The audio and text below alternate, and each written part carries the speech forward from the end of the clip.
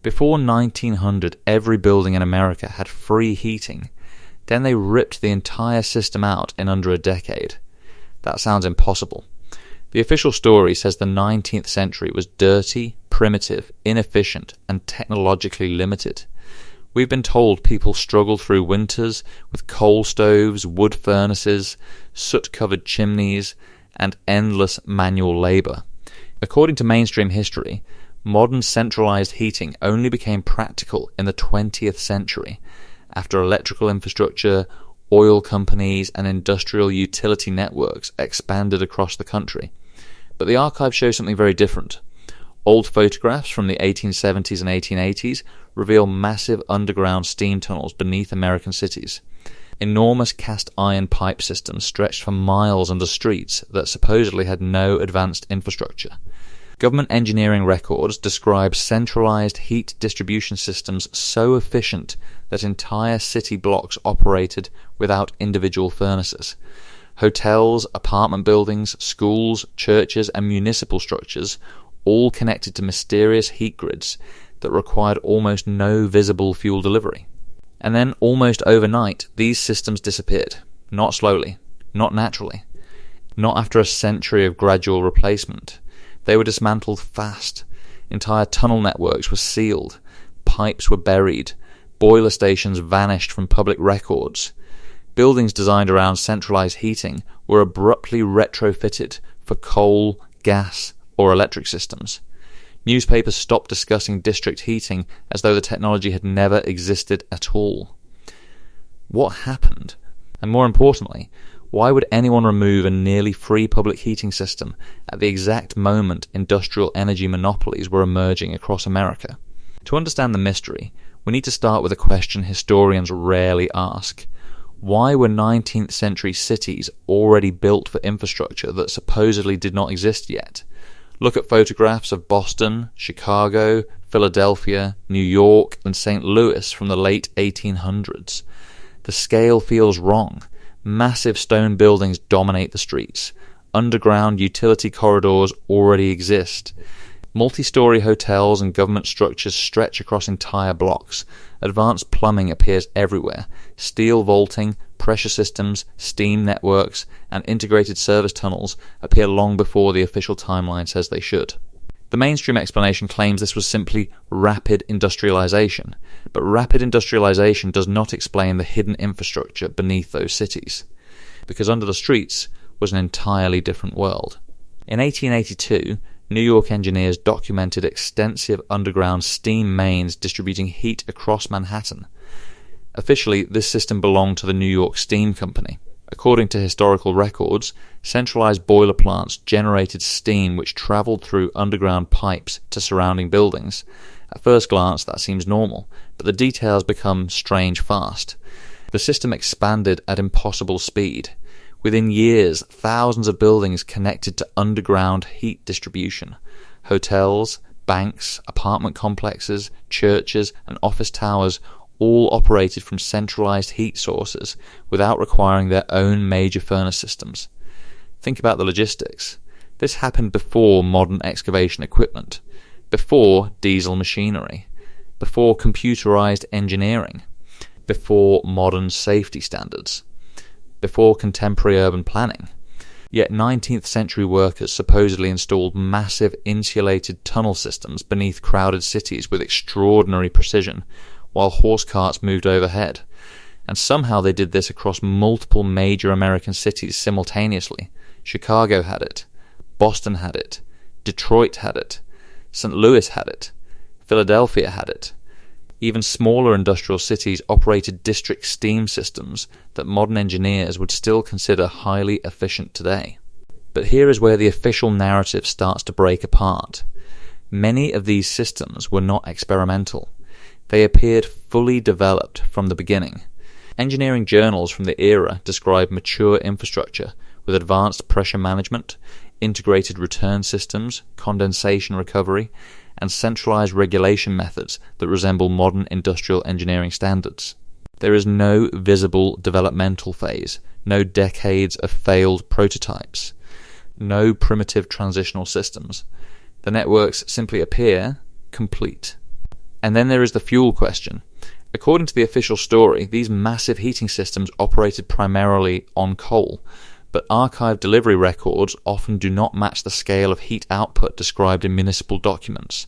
Entire districts remained heated through brutal winters, with fuel consumption numbers that seem strangely low. Some researchers noticed another anomaly. Many boiler stations shown in old photographs appear far too small to produce the amount of steam the surrounding infrastructure required. Others show little evidence of continuous heavy industrial operation at all. So where was the energy really coming from? This is where the free energy theory enters the picture. Now, before dismissing the phrase entirely, it is important to separate fantasy from historical anomaly. When people hear free energy, they imagine perpetual motion machines or impossible physics, but 19th century engineers were deeply interested in atmospheric electricity, resonance, geothermal transfer, pressure differentials, and natural thermal systems. Nikola Tesla openly discussed extracting energy from the environment itself. He described the Earth as a giant electrical reservoir. He believed wireless transmission could distribute power globally without traditional fuel infrastructure. Most people know Tesla's name. Few know how many others were researching similar systems. Patents from the late 19th century contain strange references to radiant energy collection, terrestrial conductivity, magnetic induction grids, and atmospheric thermal transfer. Some of these technologies vanished completely from public discussion after 1900. Others were quietly absorbed into classified industrial research. And that raises another uncomfortable question. What if the steam systems beneath American cities were only the visible surface layer of something much larger, because certain buildings connected to these heat networks display bizarre architectural features that still puzzle researchers today? Copper domes, metallic spires, ornamental rooftop conductors, underground chambers, massive basement vaults, thick insulated foundations. Why would ordinary civic buildings require these features? The official explanation says they were decorative, but many of these structures share the exact same design language across continents. America, Europe, Russia, India, South America. The same towers, the same domes, the same conductive ornamentation, and many were connected directly into district heating infrastructure. Researchers in the Tartaria community believe these were not isolated systems at all. They argue the world inherited remnants of a previous civilization that understood large-scale energy distribution differently than we do today. According to this theory, 19th century society did not invent these networks. They rediscovered them. The so-called Industrial Revolution may have been less about creating technology and more about reverse engineering infrastructure that already existed after some kind of historical reset event. That sounds extreme, until you examine how quickly entire systems were later destroyed. In city after city, centralized steam networks began disappearing during the early 20th century. At the exact same time, powerful oil and electrical monopolies emerged. Standard Oil expanded aggressively, private utility corporations consolidated control, electric metering systems became mandatory, fuel dependency increased, and suddenly, independent municipal heat systems became obsolete. But obsolete compared to what? Many district heating systems were incredibly efficient. Some still are. In fact, several surviving European steam networks today remain cheaper and more sustainable than modern heating alternatives. So why remove them? The official answer focuses on maintenance costs. Yet archived engineering assessments often praised these systems for durability and long operational life. Something else was happening. One clue appears in property records. Buildings originally designed for centralized heat distribution frequently underwent sudden interior reconstruction during the early 1900s. Large basement chambers were sealed. Pipe access corridors vanished behind brickwork. Decorative rooftop structures disappeared, and in some cases entire lower floors were buried. If you have ever seen photographs of old American cities where windows and doors appear partially underground, you already know how strange this gets. Why do so many 19th century buildings seem sunk into the earth? The mainstream explanation says rising street levels gradually buried the lower stories, but the scale does not always make sense. Some structures appear buried by several meters. Others show evidence of abrupt sediment accumulation inconsistent with normal urban development. Researchers call this the mudflood theory. The idea suggests a large-scale catastrophe buried parts of older cities sometime before the late 19th century. Survivors then excavated and repurposed the remaining infrastructure. Again, this sounds unbelievable, until you notice how many newly built structures from the 1800s already looked ancient when photographed only decades later, or how many world fairs showcased impossible architecture supposedly constructed in temporary form, only to vanish immediately afterward. The 1893 Chicago World's Fair remains one of the most controversial examples. Officially, hundreds of grand classical buildings were constructed rapidly using temporary materials, illuminated by advanced electrical systems, then demolished shortly after the event ended. But photographs show enormous infrastructure complexity, massive lighting systems, integrated waterways, gigantic halls, advanced mechanical systems, and hidden beneath parts of the fairgrounds were steam tunnels connected to district infrastructure. Why build such monumental systems for temporary use? Some researchers believe these fairs were not exhibitions of future technology, they were presentations of inherited technology, a controlled public unveiling before systematic removal and replacement. And when you follow the timeline, the pattern becomes difficult to ignore. First, centralized heating grids spread rapidly. Then, electrical monopolies emerge. Then, architectural styles change. Then, old infrastructure disappears. Then the population becomes fully dependent on metered utilities. By the 1920s, the old systems are mostly gone. Today, almost nobody even remembers they existed, but traces still remain. Beneath New York City, abandoned steam tunnels still run under parts of Manhattan. Some continue operating in limited form. Thick clouds rising from street vents are often explained as sewer vapor, yet portions originate from surviving steam infrastructure dating back to the 19th century. Boston still contains remnants of old district systems, so does Chicago, so does Philadelphia. Fragments survive beneath modern streets like fossils from a forgotten energy network. And interestingly, many of these surviving systems remain remarkably efficient, which returns us to the central mystery. If centralized public heating worked so well in the 1880s, why did America abandon it completely in favor of decentralized individual billing systems? Because once energy becomes individually metered, it becomes profitable at enormous scale. Think about what changed during the early 20th century. Before utility monopolies, energy infrastructure often functioned municipally. Cities operated portions of their own systems. Public access mattered more than profit extraction. But private corporations recognized something transformative.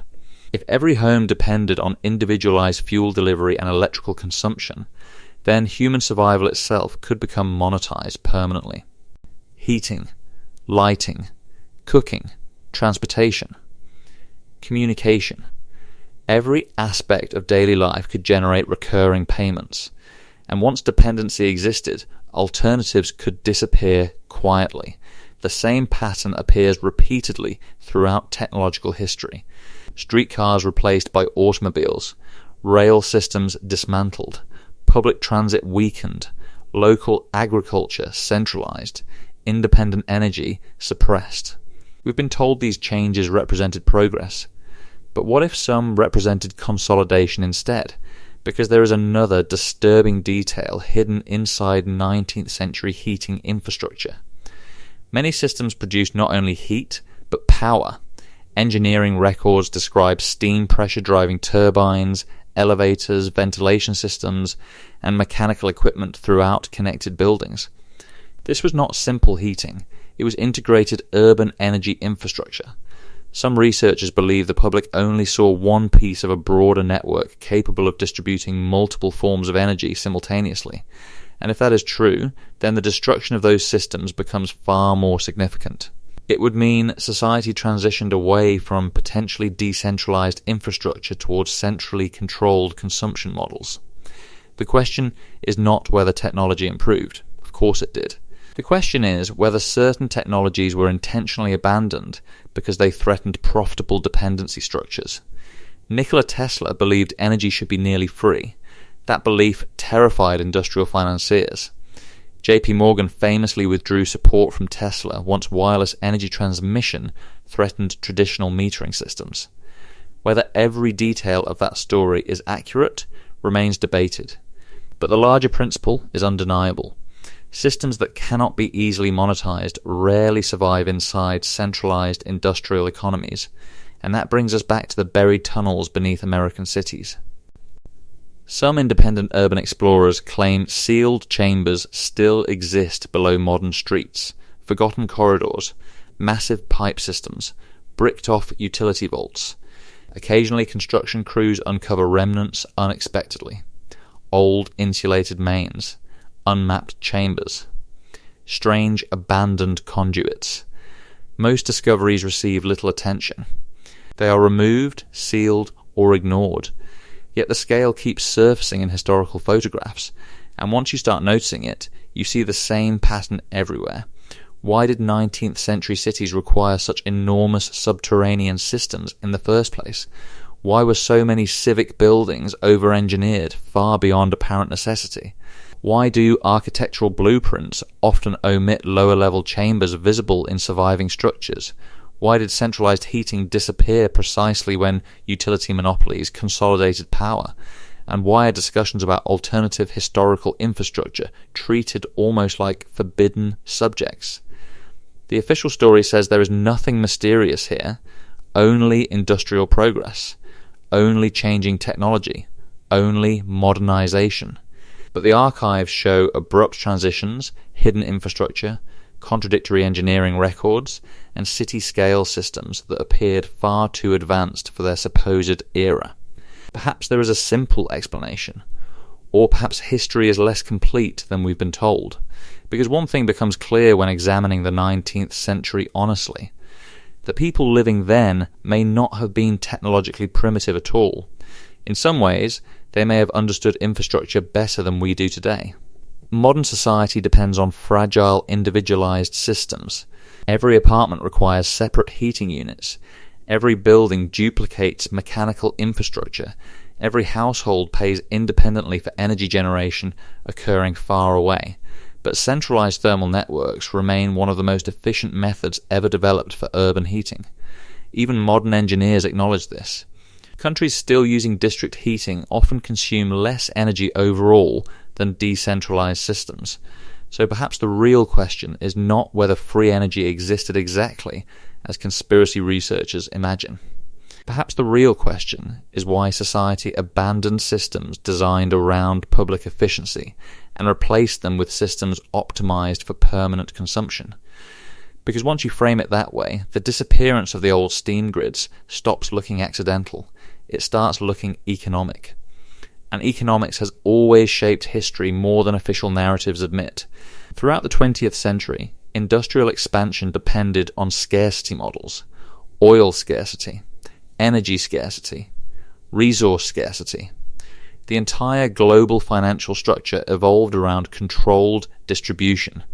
But a civilization operating on highly efficient municipal energy infrastructure would weaken those dependency chains significantly, especially if the infrastructure drew partially from environmental energy sources beyond direct metering. Again, there is no definitive proof that 19th century heat grids operated on free energy in the science fiction sense. But there is clear evidence that alternative infrastructure models once existed and disappeared rapidly. And there is equally clear evidence that the surviving historical record leaves major unanswered questions.